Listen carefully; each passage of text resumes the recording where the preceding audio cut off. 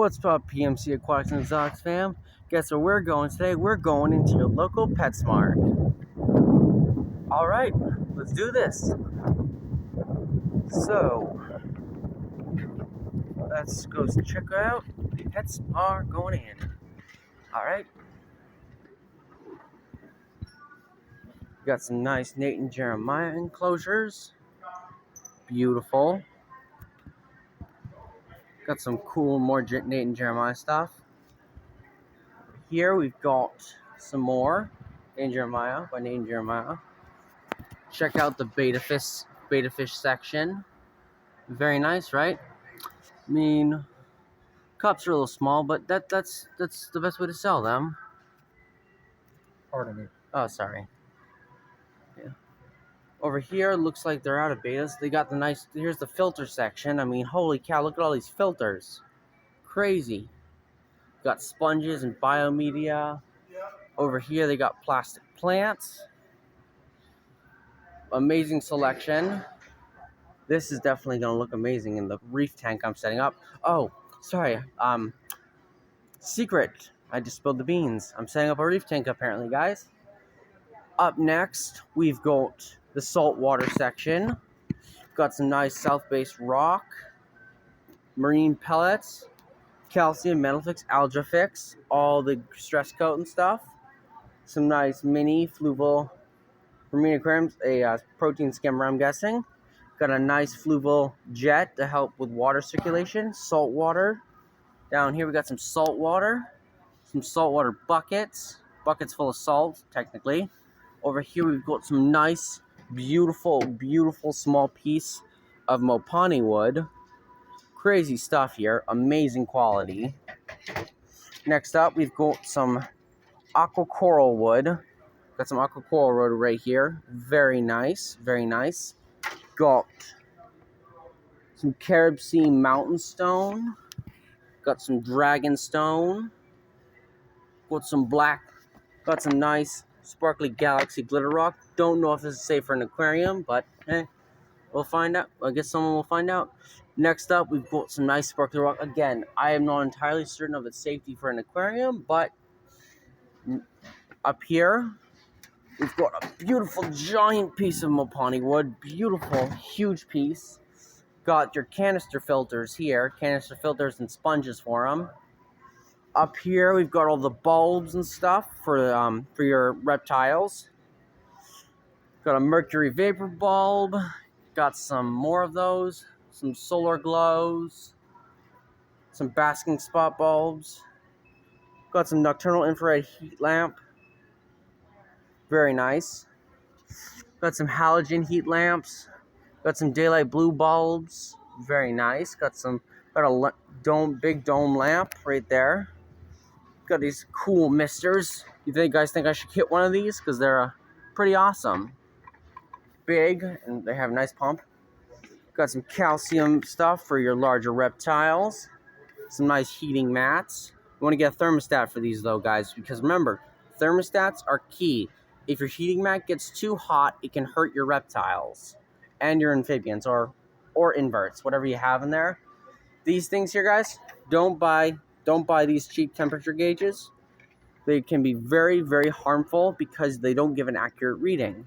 Now, the better ones are these digital ones. Digital thermometers are better because they are slightly more accurate. And one thing you should always remember, guys, don't feed your hermit crabs this stuff. This is not this is good for roaches. Roaches actually will eat this, but it's bad for your hermit crab. This is good for your roaches. If you have them, roaches or crickets. Now, the fresh water is good for them as well. This stuff, I can't say for a fact.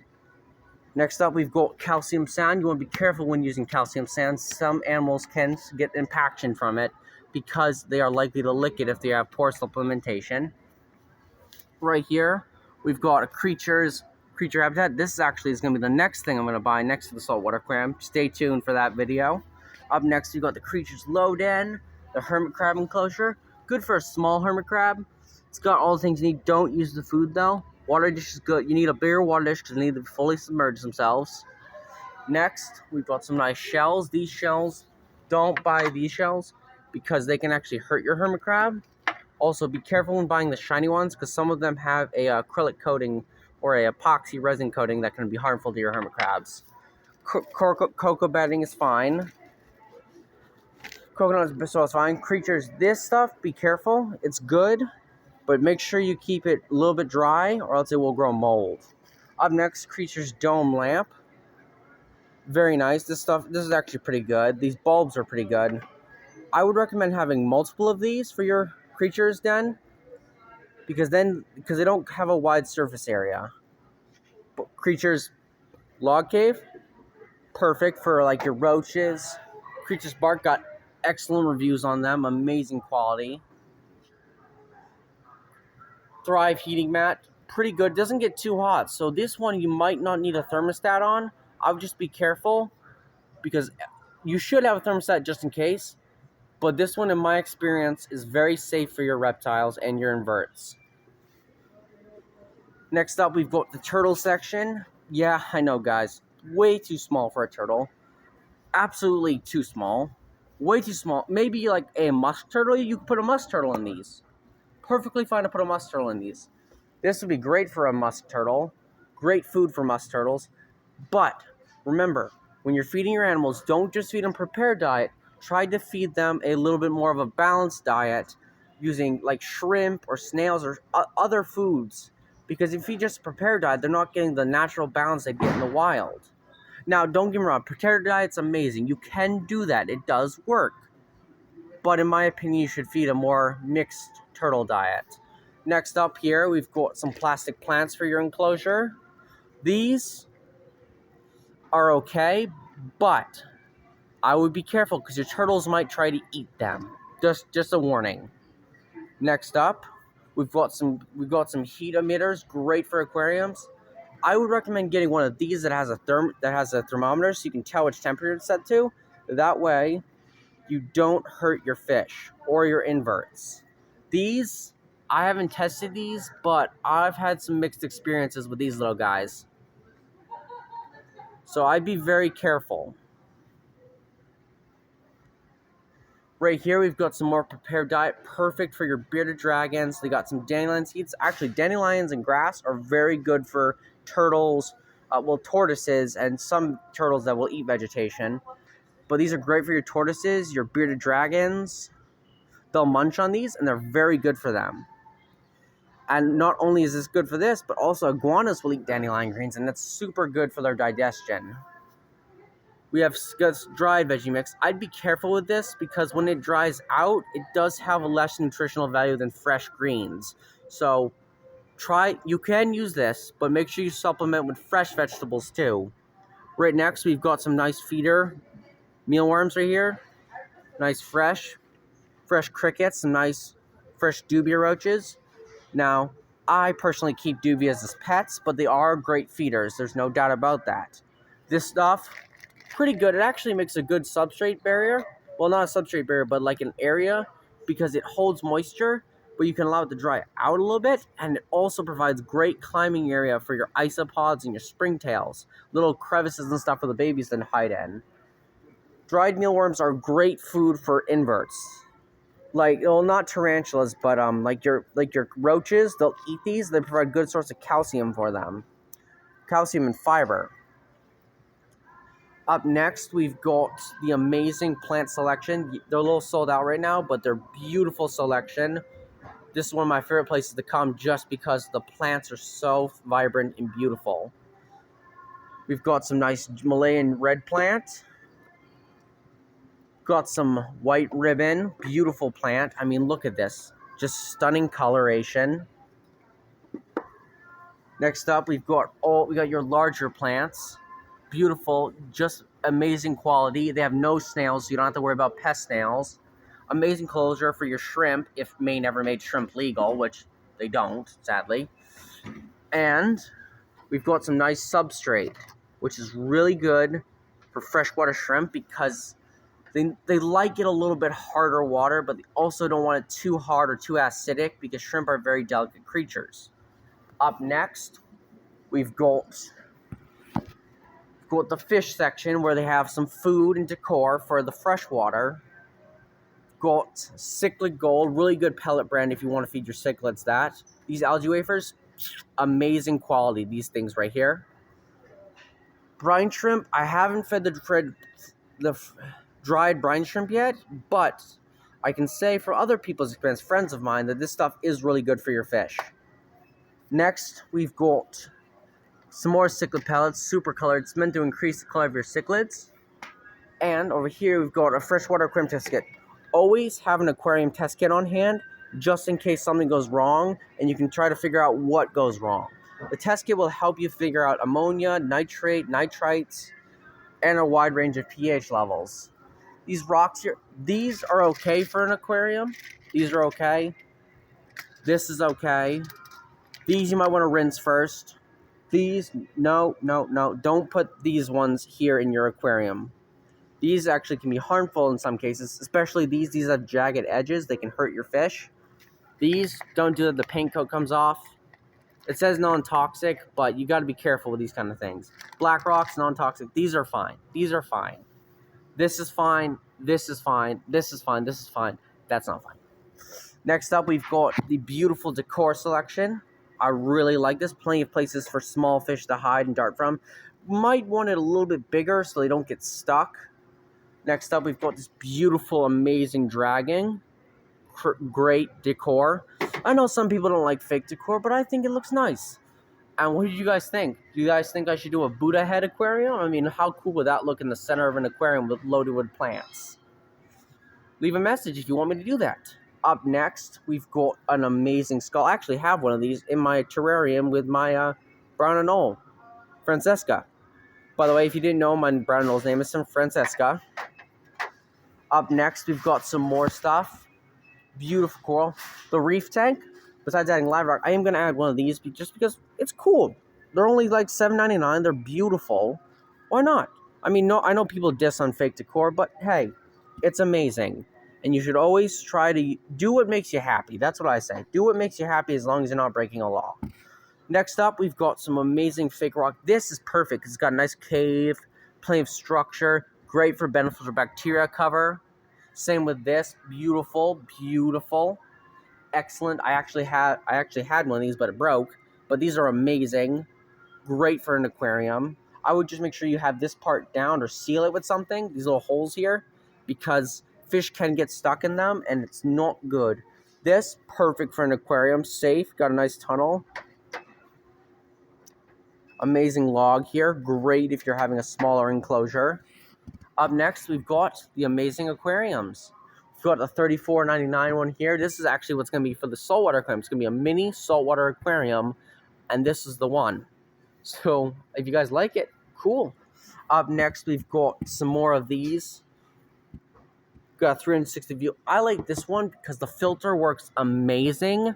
It actually is it's a lot bigger than it looks on the box. It has amazing filter. I would not put anything large in here. Like, don't put a betta fish on a 2-gallon, but a singular black molly, you can keep black molly singular. You don't have to keep them in groups because in the wild, occasionally they will be found solitary. They are okay with living by themselves. Now, is it beneficial to keep them in groups? I think so, yes, but you can also keep them solitary. I've done it in the past with great success. Up next, we've got these amazing aquariums here. Absolutely beautiful. Yeah, they're kind of small, but hey, you could put like plants and stuff and snails and shrimp and they'll be fine. Next up, we've got some kits here. We got the stem kits. I haven't tried these yet, but they are amazing. So, if I ever get around, I'll give them a try. Up next, we've got all these amazing kits. This would be great for a betta. So with this would be great if you wanted some guppies. Would be a good tank for guppies, a good kit to get. I'd say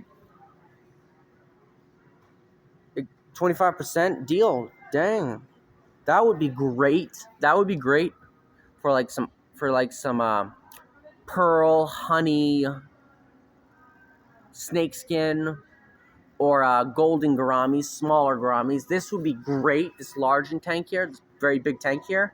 Beautiful quality, beautiful quality.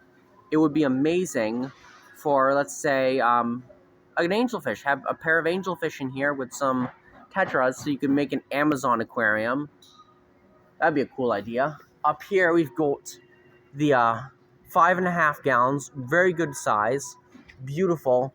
They're 11.49, so on Monday, next Monday, or whenever I get my check, I'm gonna definitely get one of these. Because they're amazing. You guys think I should get one of these? Or do you think I should get this cool one? It's got like the dome in the front. Wouldn't that be cool? Lots of structure. Don't need all this stuff, but I mean, come on. It's got a lid to it. I mean, it's got a lid. It's amazing. I think this would be cool because I could have like plants in it and just chef's kiss. Up next, we've got the 40-gallon. This would actually be really good. 40 gallons short would actually be really good if you wanted to say have, I don't know, like some, let's see. You know what would be good in here? A pleco. Get like a pair of Bristol's plecos, some mollies, and it would look amazing. Up next, we've got the cricket section. Amazing quality crickets. We got the mealworms. Beautiful selection of mealworms and other feeders. We've got night crawlers and such. They're great for your lizards. Excellent nutrition. We've got the small crickets here. I mean, look at them. Beautiful, beautiful, healthy small crickets. Yeah, there's a couple dead ones, but the crickets are cannibalistic, so that's kind of typical. Got some more crickets in here. Amazing, amazing quality. I mean, they feed them right. That's good. Beautiful fridge. Got your frozen foods here. Bloodworms, brine shrimp, other stuff. And here we've got the goldfish section. I know people hate on goldfish, but as long as you have a big enough tank and you're good at taking care of them, they're not bad fish. They're actually quite good. And I mean, look at the colors. Amazing. Next up, we've got the cichlid section. We've got some beautiful peacocks. I mean, stunning fish. Stunning. They get a little bit big, but they're amazing. Next up, we've got some Mabuna cichlids. Amazing African cichlid, regulars. We've got this beautiful blue one here. This one here. Up here, we've got a bait in here. There is a baby somewhere. I don't know if he sold already, but they had a baby golden Mabuna. Oh, those guys don't get big, but they are so beautiful to have by themselves. They're amazing fish. In here, we've got some... Right here, we've got some Johanni cichlids. Beautiful. Don't know if I'm pronouncing that right. Correct me if I'm wrong. I mean, look at that. Beautiful Johanni. Up next, we've got some Oscars. Oscars need a big tank, so be very careful to get them. And look at these feeder goldfish. Come on. I know people diss on feeder goldfish, but they're beautiful. And they deserve a loving home, too. Yes, they're good feeders, but yeah, there's usually a dead one. But that's because feeders aren't treated with as much love and respect as I think they deserve. In my opinion, they deserve a little bit better respect. Because, I mean, just because they're meant to be fed doesn't mean they're not beautiful. I mean, look at this guy here. Black tails, chef's kiss. Up next, we've got some convex cichlids. Beautiful fish. Does seem, according to the hobby, have a little bit of a bad temperament. But I think every fish is different. So I would give them a try. Just in my opinion, I would give them a try. And up here, we've got some Salvini cichlids. Beautiful. I believe these could be males or females, but it's hard to tell yet because the males usually get more colorful. Right up here, we've got some nice angels. Angels are amazing fish. We've got some algae eaters. These are, I believe these are Siamese algae eaters, if I'm not mistaken, but they're beautiful fish. Very good at cleaning. They can be territorial, but they're also super hardy. Amazing fish. Like this little guy here, an amazing fish right there. Got some more angels here. Down here we've got some sharks. Now be careful, certain sharks get huge, and I'm talking huge. Some can get over 2 feet, and that's a small one, okay? Like these guys. Don't get a bala shark unless you've got the proper aquarium. They grow pretty fast. I've had one before, and I had to sell it because it got so flippin' huge. Next up, we've got some beautiful silver mollies. Fun fact about mollies. They can live in salt, freshwater, and brackish water. Up next, we've got some nice zebra... I believe these are zebra loaches. Hang on. Yo-yo loach. These are yo-yo loaches. I get the zebra and the yo-yo so confused. We've got a golden Siamese algae eater. Beautiful, beautiful fish right there. Right. I'll get my finger in there. Right there. Beautiful fish. Got some more mollies. Got some beautiful, beautiful Buenos Aires tetras. Amazing fish. Up here, we've got the glowfish section. Yeah, I know glowfish get a dissed on, but they're amazing fish. They're really good quality. They help keep the hobby going, because a lot of people look at these and they're like, they're amazing. Why would you diss on something so beautiful? Yeah, they're artificial, but I think glowfish deserve a little bit more respect, in my opinion. Down here, we've got some more glowfish, and they're just amazing. And look, more mollies. Oh, beautiful fish. Beautiful. We got some balloon mollies. Yeah, balloon mollies can be a little bit delicate, but I think they're amazing fish. And the black molly is my favorite of the synopsis. That one's huge. That is a big ass. That's a big female. But synopsis are hardy. They're amazing, and they are really easy to take care of. And I've had success keeping them in salt water. They are amazing fish. Up next, we've got the amazing guppies. I mean, look at them, stunning. And the care, amazing. They are this PetSmart takes very good care of their fish. Very good care. And look, there's even a little baby. Or they could be endlers, the little ones, but they're amazing. Up next, we've got the neon tetras, staple of the hobby. Come on, you gotta know they're gonna be in this video. Beautiful, beautiful fish. Amazing coloration, amazing. They're amazing. Over here, we got an autosynclus. This one's got a tumor. That's sad, but it's okay. That happens. Sometimes you get outliers in an aquarium. It's not PetSmart's fault. This PetSmart does the best care I've ever seen out of any pet store. And I think, well, okay, they're good for a PetSmart. They're amazing for a PetSmart, in fact. Oh, look at the glass catfish. Oh, beautiful. Beautiful glass catfish. I mean, look at it. It's amazing. Down here, we've got the red claw crabs. I don't see any because they're little buggers like the hide. But if I could get one on video for you, they're amazing. Absolutely amazing animals. And in here is where the hermit crabs are. I mean, it's not a bad setup for a hermit crab. I mean, seriously, if I was a hermit crab, I would love living in here because it looks so nice. Up next, we've got some more tetras. Amazing. All right, moving on to the next section. Let's go, YouTube fam, PMC and Quad Exotic fam, and everybody else who's watching this video right now. Up next, we've got the bird section. I don't normally keep birds, but I can say for a fact, rat and mouse food, amazing, amazing. Bedding, I would go for more naturalistic bedding if it was me, because that's just me. We've got the PetSmart bird and mammal care guide. Right here, we've got some mammals. What's in here? We've got, this guy's gone to a loving home. I don't see what's in here, so that guy's probably gone.